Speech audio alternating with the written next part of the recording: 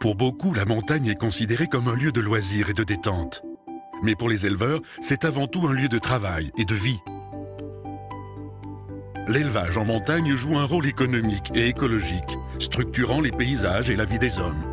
Mais de nombreuses contraintes pèsent sur l'activité pastorale, comme la baisse du prix de la viande, le confort sommaire des cabanes ou la diminution du nombre de bergers. Et depuis quelques années, une nouvelle menace a fait sa réapparition, le loup. Pour y faire face, les bergers doivent réapprendre à protéger leurs troupeaux. Le soir, ils rentrent leurs bêtes dans des parcs et ils utilisent à nouveau une technique ancestrale, les chiens de protection.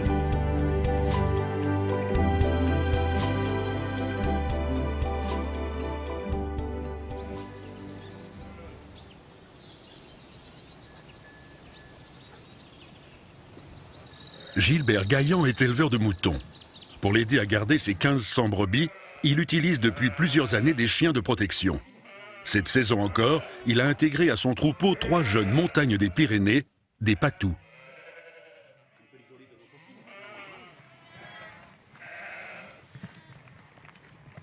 Voilà, une petite caresse au moment de la bouffe. Ils sachent que c'est nous qu'on leur donne. Ces chiens ne sont pas comme les autres. Les chiens de protection sont efficaces car ils considèrent le troupeau comme leur propre famille. Leur instinct les pousse alors à défendre les brebis contre les éventuelles menaces. C'est pourquoi Gilbert place ses patous dès le plus jeune âge au contact des moutons. Il développe ainsi leur attachement au troupeau.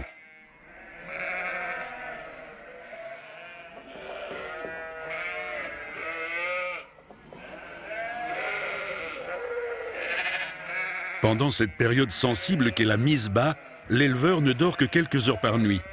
L'élevage et l'éducation des chiens représentent alors une charge de travail supplémentaire. Mais il espère que les chiens seront rapidement autonomes et pourront l'aider à protéger le troupeau dès le printemps. L'essentiel, c'est qu'ils restent avec le troupeau en permanence. Il faut qu'ils suivent le troupeau, tout le temps. Quand les brebis vont dehors, ils vont dehors. Quand on les met dedans, je les mets dedans avec les brebis, en permanence aux brebis. Ça, c'est la règle première, qui reste en permanence intégrée au troupeau. La bergerie est à quelques centaines de mètres du village et les habitants ont pris l'habitude de croiser des patous, tout comme ceux-ci se sont habitués à l'activité humaine. Mais la présence d'un autre chien est toujours une curiosité, surtout pour les plus jeunes en plein apprentissage.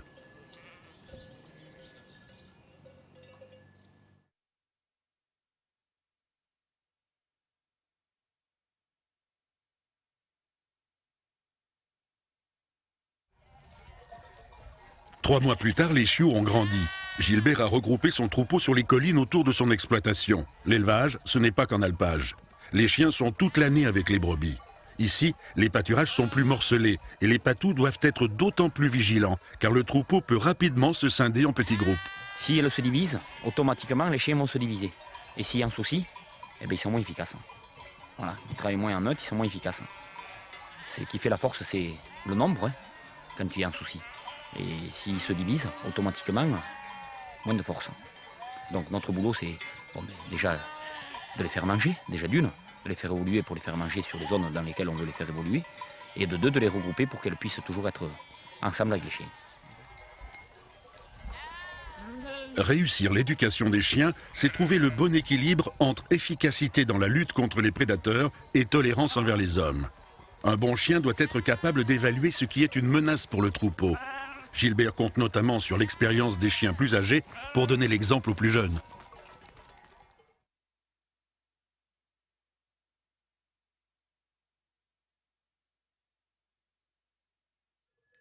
L'été, Gilbert retrouve les pâturages du col de Vars. Ici, il loue la montagne, mais il sait que ces pâturages vont aussi être le terrain de jeu des vacanciers et que le tourisme est désormais une activité très importante pour la région. Pourtant, le maintien du pastoralisme en montagne permet de garder des paysages ouverts et les risques d'avalanche sont moins importants quand les pentes ont été pâturées.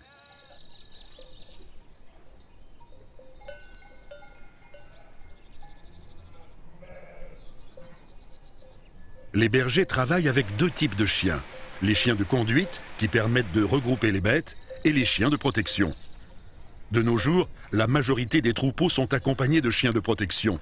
Ils sont autonomes dans leur travail et veillent nuit et jour sur le troupeau. Ils sont à l'heure actuelle la méthode la plus efficace pour repousser les prédateurs. Les chiens travaillent seuls ou en groupe, en se répartissant autour du troupeau, en explorant les alentours, en faisant connaître leur présence. Ils sont entièrement dévoués au troupeau et n'hésitent pas à se sacrifier pour les moutons en cas de danger. On les a pris quand elles se sont levées, là. On a laissé évoluer, elles ont mangé là-bas derrière dans un petit ballon. On les a ramenées, on les a passées au sel. Et puis après, l'heure arrive qu'elles sont obligées de chômer, quoi, que la chaleur les prend. Donc on les laisse, on les positionne à des endroits où on choisit un peu, tu vois, l'ombre des mélèzes, là, qu'elles soient bien pour qu'elles soient à l'ombre pour chômer. Et elles ruminent en fait ce qu'elles ont mangé le matin jusqu'à 4-5 heures de l'après-midi. Et l'après-midi, on recommence, on les laisse évoluer, on les dirige en fonction d'où on veut les faire pâturer pour les faire manger.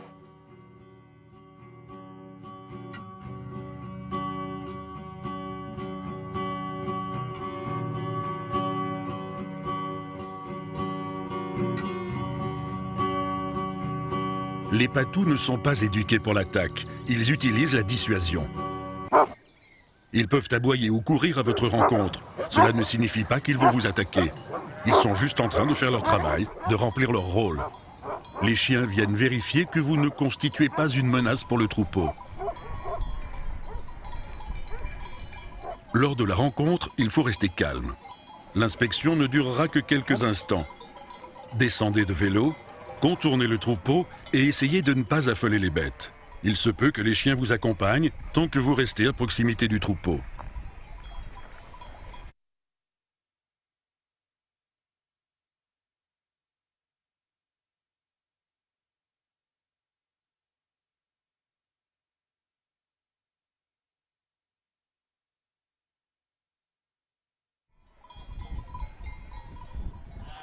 Quand nous on dort, on sait qu'eux y sont.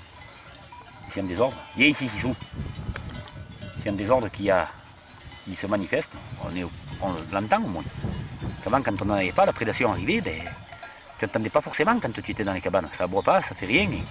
Il vient en silence, le loup. Il vient te travailler les brebis sans que tu t'en rendes compte. Quand tu t'en aperçois, c'est trop tard. On n'a pas les chiens pour s'amuser, puisqu'on les a par rapport à la prédation. Il faut que les gens comprennent, qu'ils prennent conscience que si on les a, c'est pour eux. C'est un outil de travail, c'est pas un amusement ni un chien de loisir. Hein. Avant que la nuit tombe, Gilbert ramène ses bêtes au parc, installé près de la cabane. C'est ainsi que se termine sa journée de berger. Le parquage des brebis est une précaution supplémentaire qui facilite le travail des chiens.